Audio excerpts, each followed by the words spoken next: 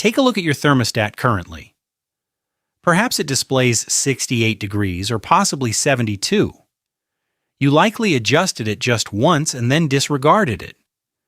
Yet for more than 300 millennia, each of your ancestors confronted the identical challenge each winter, lacking any thermostat, insulation, or walls.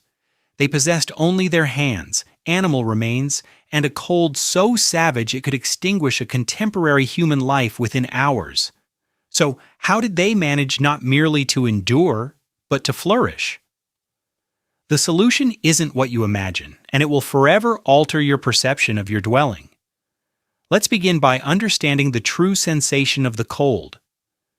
We're discussing conditions of negative 40 degrees Fahrenheit on the Eurasian steppe, not the mild chill you experience heading to your vehicle, but an intensity where unprotected skin starts perishing within minutes, where inhalation causes pain, and where the wind doesn't simply cool you, it actively pursues you. An unprepared modern person placed into an Ice Age winter would probably perish before daybreak. The common portrayal consistently depicts shivering cave dwellers huddled around a meager flame struggling to survive the night. However, archaeological findings reveal an entirely different account, one of skilled engineers. This represents the initial misconception archaeology held regarding your ancestors. Predominantly, they did not inhabit caves. In Kostroma, Russia, evidence from 800,000 years ago shows researchers discovered circular indentations reaching 8 feet in depth and 12 feet in diameter. These were not naturally formed structures. Implement marks in the earth confirm they were intentionally dug to those precise measurements. The reason? Because between 6 and 8 feet beneath the surface, the soil temperature remains 20 to 30 degrees warmer than the ambient air. Your forebears didn't contend with the cold, they circumvented it by going underground. Yet the genuine ingenuity emerged subsequent to this. In Dolní Věstonice, Czech Republic, 26,000 years ago, archaeologists unearthed winter dwellings featuring walls constructed from numerous strata, each layer fulfilling a specific thermal purpose. The innermost layer consisted of animal hides with the fur oriented inwards, designed to retain warm air close to bodies. Beyond that, dried grasses and moss worked to draw moisture away. The outermost layer comprised woven mats of reeds and bark, offering wind resistance yet sufficiently breathable to allow moisture to exit before it could freeze and compromise the integrity of the shelter from the interior. This was not rudimentary conjecture. This represented intentional, multi-layered thermal engineering, utilizing the identical principle found in the insulation within your modern walls. Contemporary building methods employ vapor barriers, insulating foams, and weather-resistant finishes. Your Ice Age predecessors, however, utilized hides, moss, and bark. While the substances differed, the underlying physical principles remained precisely the same. Now, this is where the story becomes truly remarkable.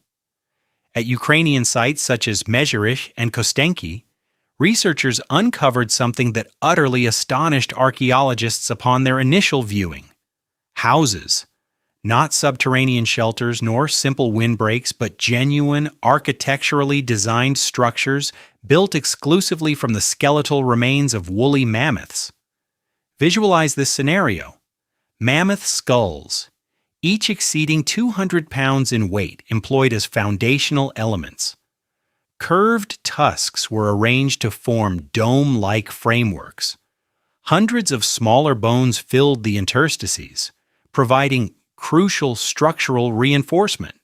The entire edifice was enveloped in multiple layers of sewn mammoth hide, substantial enough to obstruct wind and precisely contoured to allow snow to slide off. This demonstrates not mere survival instinct, but sophisticated architecture. Furthermore, experimental reproductions of these dwellings have validated what the archaeological evidence implied. A mammoth bone house constructed correctly, could sustain internal temperatures 40 to 50 degrees warmer than the external atmosphere, relying solely on moderate fires.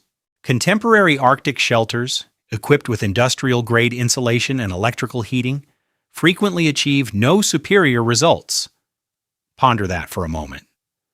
Stone Age constructors, utilizing merely bones, hide, and primitive stone implements, achieved the thermal efficiency of current Arctic engineering. However, none of these advancements functioned without fire, and fire provided more than just heat. It constituted the complete operational system for Ice Age winter existence. The heating arrangements within mammoth bone houses were advanced by any measure. A main central hearth supplied the principal warmth. Minor supplementary hearths were situated along the periphery, establishing warm areas for particular activities. Food preparation occurred in one area, tool fabrication in another. Infants and the aged were placed closest to the warmest zones. The arrangement was not arbitrary, it was meticulously designed. On the treeless steppe, timber was not consistently accessible. Consequently, your predecessors devised an alternative fuel method, dried and processed mammoth dung, along with bone, treated to optimize combustion efficacy.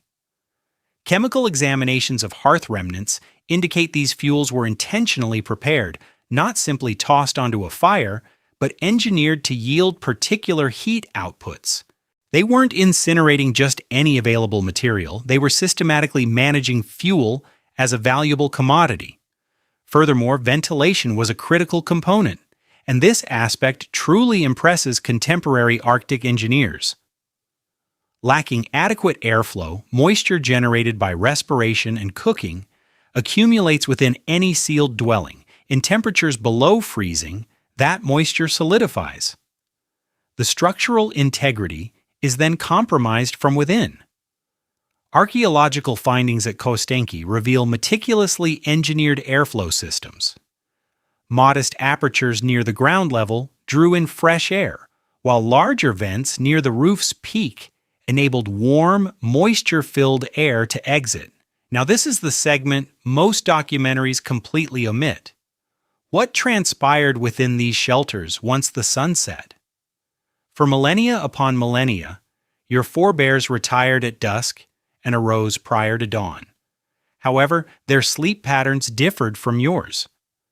They slept in a biphasic manner, 4 hours, followed by an alert interval of 1 to 2 hours, then another 4 hours until morning. This wasn't an inability to sleep. Rather, it was the inherent human sleep cycle, recorded in historical accounts throughout numerous civilizations and substantiated by a 1992 study conducted by psychiatrist Thomas Wehr.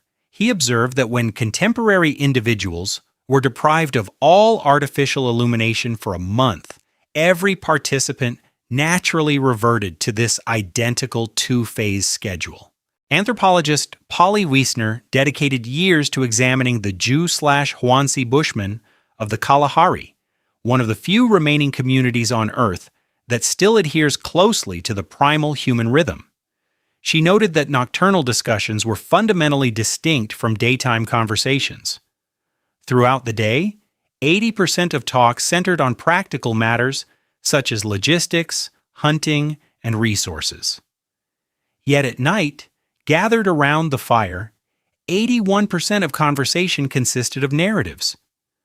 The campfire served as the initial stage, the earliest educational setting.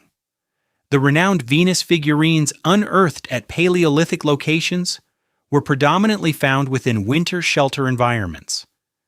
Many of the cave paintings linked to this era were produced during the extensive periods of winter seclusion. The artistry that characterized our species was not crafted in the mildness of summer, but rather by the glow of firelight within bone dwellings while the external steppe remained frozen solid. Constructing a mammoth bone house demanded 2 to 3 weeks of arduous labor from 8 to 10 adults, implying that building efforts needed to commence in late summer or early autumn, long before environmental conditions rendered outdoor construction unfeasible. Examinations of tool abrasion and seasonal markers corroborate this. These individuals were not spontaneous constructors. They were strategists with ingrained seasonal schedules. Food preservation methods were similarly engineered. In areas of permafrost, subterranean compartments linked to winter shelters via brief tunnels functioned as natural refrigeration units, maintaining meat in a frozen state and readily available all winter, even amidst the most severe blizzards. Attire operated on the identical layered principle as the dwellings. Numerous layers of varied animal hides were utilized, each chosen for a distinct thermal attribute, such as wolf fur, fox, or Arctic hare. The innermost stratum retained warm air. The exterior layer repelled wind and moisture. This mirrored the physics of a contemporary winter jacket, independently devised out of need 25,000 years before the advent of Gore-Tex. Furthermore, if the shelter sustained damage, which occurred frequently, it was mended without delay. Archaeological findings indicate continuous upkeep across winter periods. Fractured bones were exchanged, hide covers mended, and insulation renewed.